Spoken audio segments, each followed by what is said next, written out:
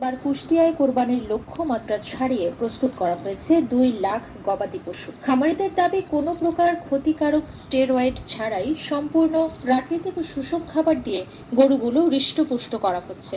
তবে বাজারে গোখাদ্যের অস্বাভাবিক দাম ভাবিয়ে তুলছে তাদের। পারখাতা ত্রিমোহনী, কুষ্টিয়া। আমাদের এই প্রতিষ্ঠানে আমরা বিগত 5 বছর ধরে লালন পালন করি গরু কোরবানির জন্য শুধুমাত্র। সম্পূর্ণ দেশীয় গরু এবং দেশীয় খাদ্য ব্যবহার করে আমরা গরু লালন পালন করি।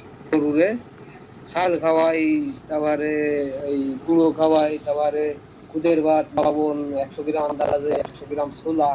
এদিকে ঈদের বাকি আরো কয়েকদিন থাকলেও জেলার হাটগুলোতে উঠতে শুরু করেছে কোরবানির পশু। বড় গরুর পাশাপাশি মাঝারি ও ছোট গরুর চাহিদা বেশি। ব্যাপারীরা বলছেন দেশি গরুর সরবরাহ পর্যাপ্ত, তাই সীমান্ত দিয়ে অবৈধভাবে পশু প্রবেশ না করলে লাভবান হবেন সংশ্লিষ্ট সবাই।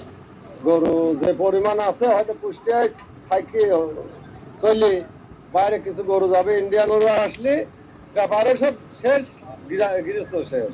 কুষ্টিয়ায় পর্যাপ্ত পরিমাণ গরু আছে, আর যে গরু আছে মাশাআল্লাহ আমার কুষ্টিয়াবাসীর পরিপূর্ণ।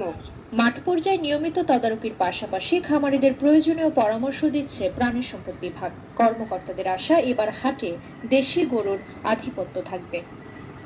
এখানে আমাদের খামারিরা অক্লান্ত পরিশ্রম করে দেশীয় খাবার খেয়ে দেশীয় পদ্ধতিতে এই গবাদি পশুগুলো লালন পালন করেছেন।